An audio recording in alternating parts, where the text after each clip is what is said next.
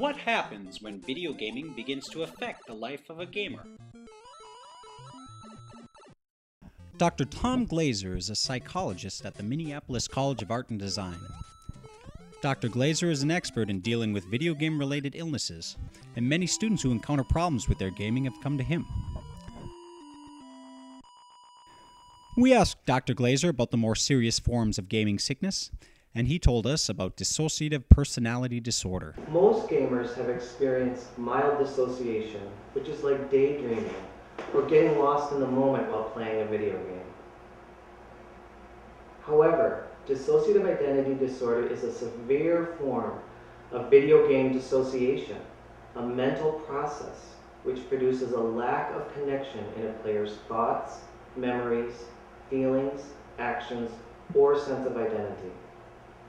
Dissociative identity disorder is thought to stem from trauma experienced while playing a particularly intense video game.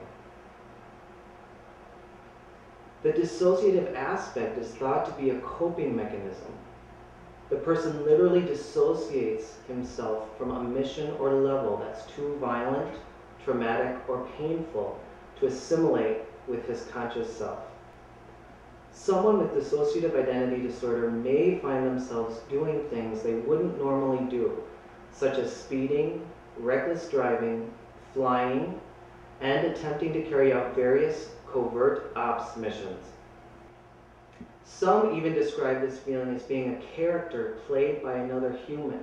In other words, they truly feel they have no choice. Patients who suffer from DID often require extensive treatment. Here at the Wiley Institute for Psychiatric Care, Dr. Dylan Croker is leading his patients through an art session, which helps them express themselves and relieve the tension of hospital life. All of Dr. Croker's patients suffer different forms of DID. Oh, look at this. What is it you're making here? It's a Pokeball. Pokeball. Yeah, it's not the best kind of Pokeball, but it'll do. I'd rather have a great ball or something. Ball. And what is a great ball or a Pokeball used for? You can catch Pokemon in the wild. Pokemon in the wild. Yeah. That's nice. Yeah, it is.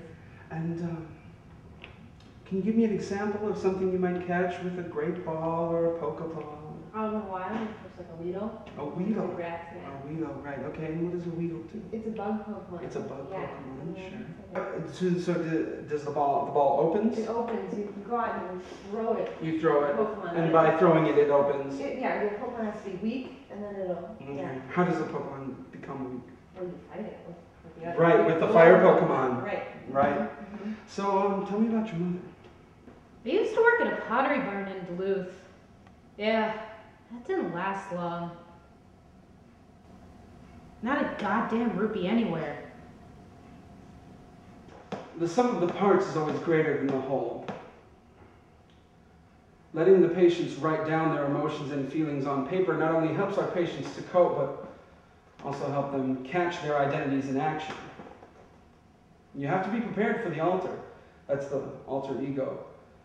You notice the change the second you experience it firsthand. It's often very different from the patient's normal personality. For instance, Alan's alter, Yoshi, has a deep distrust of turtles and reptiles in general. But Alan, as himself, loves turtles. He even owned a pet turtle for a short time, which, as you can imagine, created huge problems. In Alan's case, there was a traumatic late-night event involving Yoshi's Island. Not being able to catch the baby while fighting baby Bowser had a terrible effect on Alan's mind, so he receded into his altar in order to cope with the loss. Alan himself never realizes he's become Yoshi. It's just a blank from the time he changes until he wakes up. Alan? Alan, set it down. Set it down. You don't want to throw that at me. Alan, you don't want to throw that at me. Alan. Alan! Alan, stop!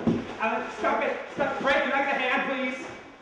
We've actually been experimenting with a new therapy where we create a video game based on the person's real life.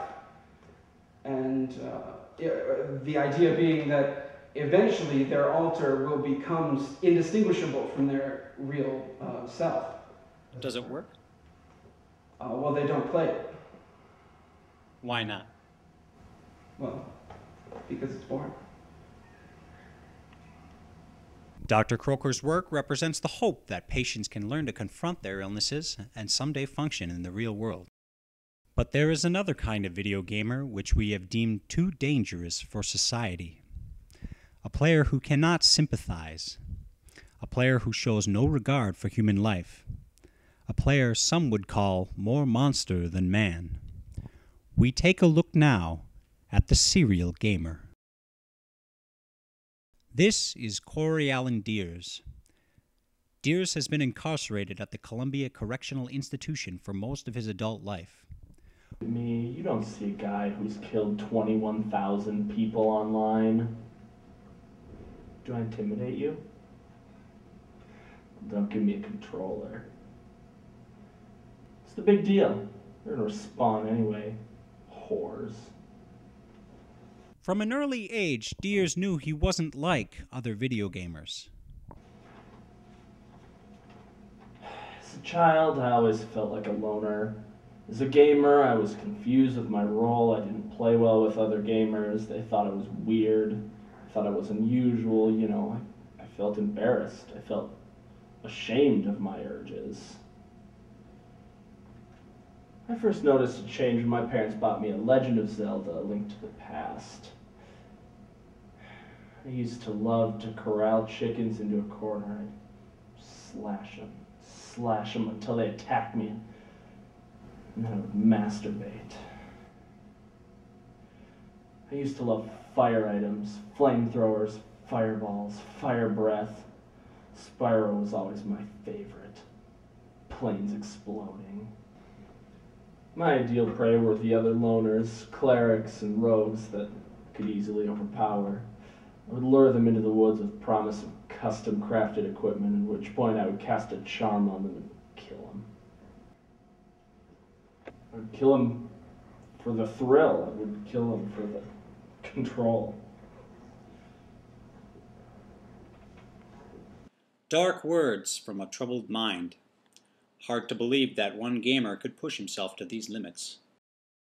For those who feel like their gaming has become too excessive to contain, programs are being organized to provide support for those in need and to create a community of players who want to make a change in their lives. Jack Kotz is one of those organizers. A former player himself, Jack decided to build a branch of Nintendo's Anonymous right in his community, giving his wisdom and helping others overcome their own problems with video games. We in Nintendo Anonymous are men and women who have discovered and admitted that we cannot control our intake of video games. Some of us have gamed for years before coming to the realization that we cannot handle video games. Others were fortunate enough to appreciate early in life, or in their gaming careers, that Nintendo, PlayStation, Dreamcast had become unmanageable. We do not think that we are the only people who have the answer to stop gaming. We know that the NA program works for us, and we have seen it work for every newcomer, almost without exception, who honestly and sincerely want to quit playing Super Metroid. Hi, my name is Ben. Hi, Ben. Hi, Ben. I've been video game free for 3 months now. And, thank you. You know, when I played a game, I would always have to finish it.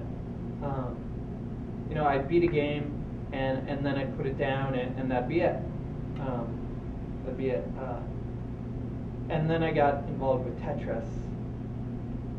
And, you know, I couldn't stop. The game never stops. The thing is, I mean, you play until you lose, and just when you think you can beat it, it gets harder. It became so bad that I broke my mother's computer just because I couldn't get a line piece. But today I can look myself in the mirror, and I know that I'm not a loser, and that I deserve a second chance. And I have a group of people here who are willing to give me that second chance. That's right. Thank you. Not everyone who attends these meetings likes to admit they need help. How do you I even know. get Listen, I really don't want to be here. My parole officer, made me go. What are you on parole for? Pirating games. I mean, it's no big deal. I mean, like, everybody does it. Everybody does. You don't think you have a problem? No. Listen, I was just stealing. Stealing. It's not even stealing. It was basically, it wasn't even released in the U.S. The games. It took me 2 years to try and learn Japanese, and I couldn't take it anymore. I couldn't take it to try and understand those games. So I learned that they make homebrew games, where they translate Japanese RPGs into English. You don't think that's dangerous to be toying with that sort of thing? Everybody does it. Everybody. Many others find that the programs aren't enough to stop them from gaming. So, what are you doing over here? Guys, don't film this. I know I shouldn't be doing this, but this is hard gold. This doesn't come along every day. I mean, I know what the meetings are about, and I like it. It's good. I mean, I know why it's there. But this is hard gold. All my friends are gonna be out playing it. It's the new thing. I gotta have it. I gotta play it. Just don't tell them I'm playing. Just don't tell them I'm playing again. New cases of video game abuse are being reported all the time, and state governments are finally taking notice. In a 2008 Gallup poll, 24% of college-age students admitted to habitual gameplay, and 10% of students reported playing video games at least once or twice a day. When asked if their gameplay was affecting their workday, 4% said yes, video games had become a necessary part of their life. For more information on this segment, or for other gaming-related answers, dial 1-800-255-3700. So for me, Ms. Pac-Man was definitely my video game of choice, and I could lose all sense of time. In fact, it really did end up to be less of a choice as time went on, and I felt like I couldn't not play, and I couldn't stop unless I got to a level beyond what I had reached the previous day, and that's when I knew there was a problem. And I was one of the lucky ones. I was able to stop.